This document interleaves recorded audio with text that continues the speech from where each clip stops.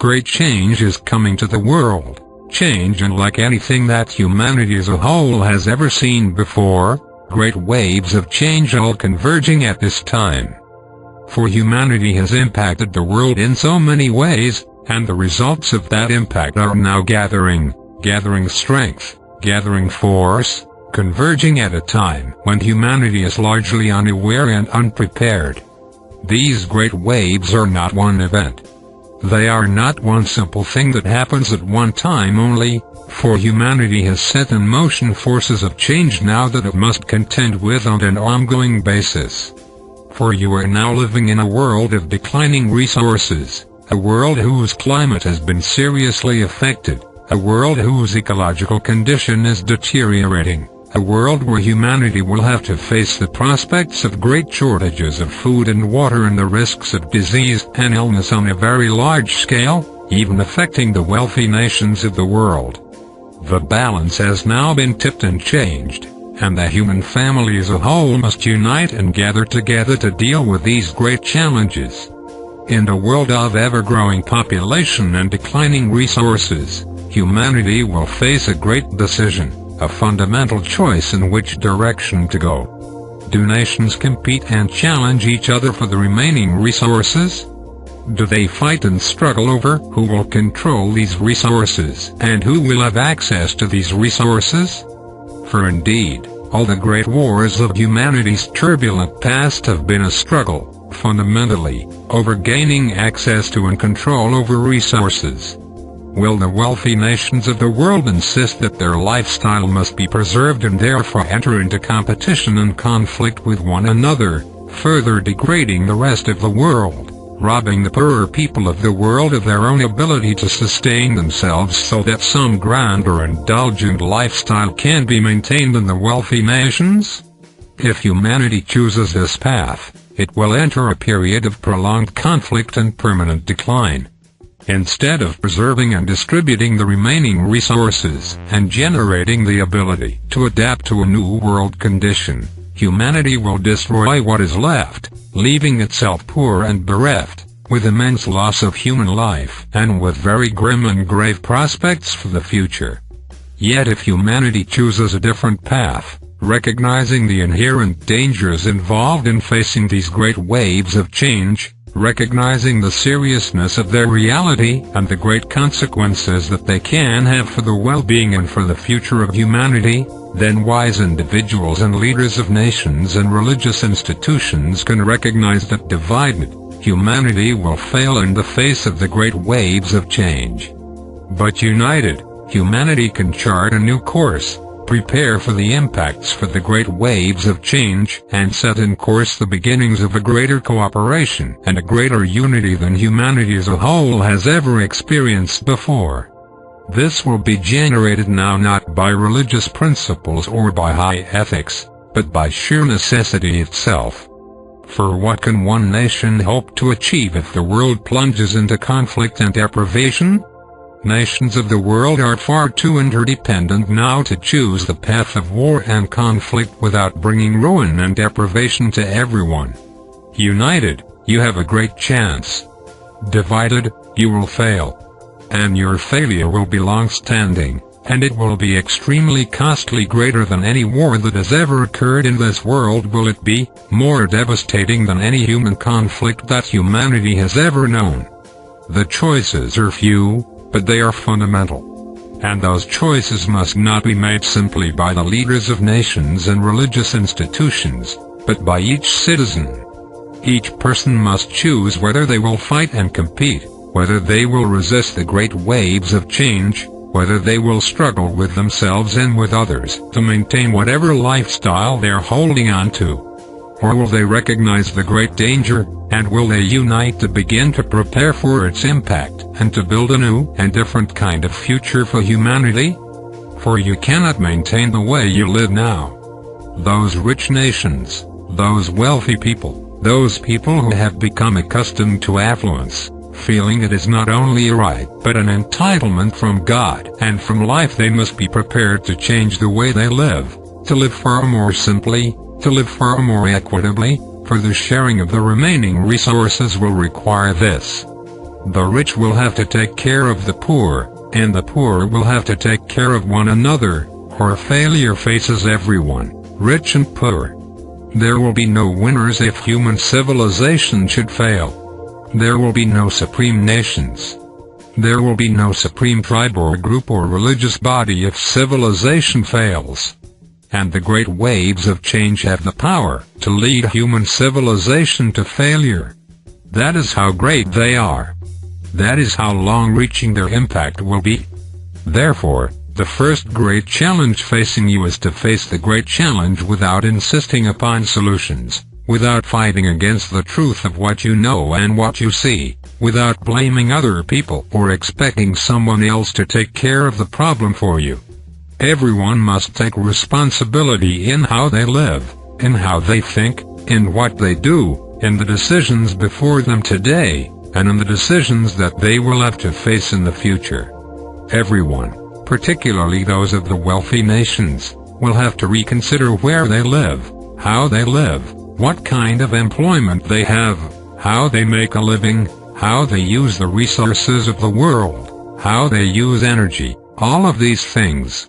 It is certainly not a time to be ambivalent or complacent. It is certainly not a time to just think that government leaders should take care of the problem for you must now look to your life and to your circumstances. It is as if the bill has come due. Humanity has been spending and borrowing its natural inheritance for so long, postponing the payment of the consequences of this for so long, and now the bill has come due. Now the consequences are emerging powerfully, and there are many of them. Now you must reckon what you have created. You must reckon your condition. You must reckon your circumstances. You must reckon the world that you are creating for yourself. For humanity has squandered its natural inheritance. This abundant, magnificent world that the Creator of all life has given to humanity as its own world has been plundered and squandered and wasted through greed, through corruption, through war and conflict, through irresponsible behavior, through unawareness and ignorance, and now the consequences are beginning to emerge. They are not simply a distant possibility or a problem for some future generation. This is the world that you have come to serve. This is the world you have created. These are the circumstances facing you now. You must face them. You must take responsibility that you have played a small part in creating them. You must accept this responsibility without shame, but the responsibility is there nonetheless. For in the face of the great waves of change, there is nowhere to run and hide. You cannot simply pack your bags and move to the country or go find someplace to hide while the storm passes over, for the storm will last a long time, and there is nowhere to hide. Only knowledge within you, the deeper intelligence that God has placed within you, will know how to deal with these circumstances and with the immense change that is coming for humanity. Only this deeper knowledge, this sacred knowledge, will know how to navigate the difficult times ahead, will know how to sail the troubled waters, for troubled waters there will be. Perhaps you are accustomed to being untroubled by the greater problems of the world. Perhaps you have insulated yourself sufficiently where they seem to be distant, where they do not seem to be a problem for you. They seem to be someone else's problem, a problem in another country, a problem that other people have to face and deal with. But such insulation now is over. It is not possible that you will not be greatly impacted by the great waves of change. It is not possible that they will not change your circumstances, perhaps even dramatically. In essence, you cannot change what is coming now, but you can prepare for it. You can adapt to it. You can use it to contribute to the well-being of people, for this indeed is why you have come to the world. At a greater level, beyond your thoughts and beliefs, is the truth that you have come into the world for a mission, that you are here for a purpose, and that God has sent you into the world to serve the world, under the very circumstances that are approaching you now. Therefore, while in your mind you may respond with great fear or trepidation, With anger and indignation you may be immensely confused and perplexed. You may feel helpless and impotent in the face of such great challenges, but deeper within you, at the level of knowledge, this indeed is your time. This is the time when the great calling will sound for you. This is the time when your greater gifts will come forward, for you yourself cannot bring them forward. They must be called out of you. And the calling must come from the world, for you cannot call yourself if the calling is to be genuine. You cannot initiate yourself into a greater life. For the calling must come from beyond you, calling your gifts out of you, calling you into a greater state of mind and awareness, and into a greater position of responsibility. Without this calling, you will simply either go into denial and try to forget and remain ignorant and foolish, or you will fight and struggle to preserve whatever entitlements you feel you have or that are still due to you. You will act out of fear and anger. You will lash out at others. You will be immensely afraid and incredibly confused. You will believe that something will save you, that there is a solution on the horizon that will make all these problems go away. You will not see and you will not know and you will not prepare. And when the great waves come, you will be unprepared, and you will be vulnerable. Surely, you have seen that nature is unmerciful to the unprepared. Nature shows no mercy to those who are not prepared for eventualities. God wishes to save you failure, conflict and discord. That is why knowledge has been placed within you. God knows what is coming for humanity. But people remain blind and foolish and self-indulgent. God knows that if you do not prepare, if you do not become strong with knowledge, if you do not allow your gifts to be called out of you, if you cling to an old life, an old set of ideas and assumptions, then you will fail. And your failure will be terrible. Yet knowledge within you is ready to respond. It is not afraid of the great waves. In fact, it has been prepared for them all along, for this is your destiny. You did not come into the world simply to be a consumer, simply to occupy space, simply to further degrade the world and to use up its resources. That is not what has brought you here, and in your heart you know this to be true. But what you know to be true and what you think are not yet the same. And you must then align yourself with knowledge and learn the way of knowledge and take the steps to knowledge so that it becomes your guide and counsel.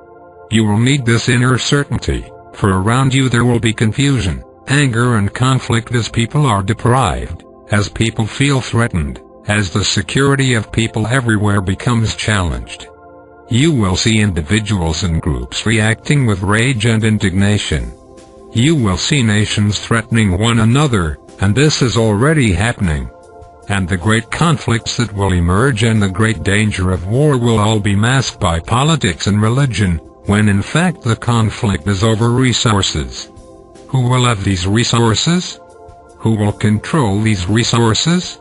Such conflicts have already begun and are well underway. And the prospect for greater conflicts, for greater wars, is growing with each passing day. There is already fire burning in the world, and the embers for greater fires of conflict are being stoked, and the conditions are ripe for their emergence. Surely, if you want to be protected and to benefit from the great change that is coming, you cannot remain in your current position, your current way of thinking, your current assumptions. There must be a profound shift within you, and this shift will be brought about both by the conditions of the world and by the emergence of knowledge within you. You cannot stay where you are mentally, psychologically and emotionally and have any real hope of surviving and benefiting from the great change that is coming. This is the great warning that the new message is presenting. The great waves of change are coming to the world, and humanity is now facing competition from beyond the world, intervention from races beyond the world who seek to take advantage of a weak and divided humanity, who seek to benefit from the decline of human civilization,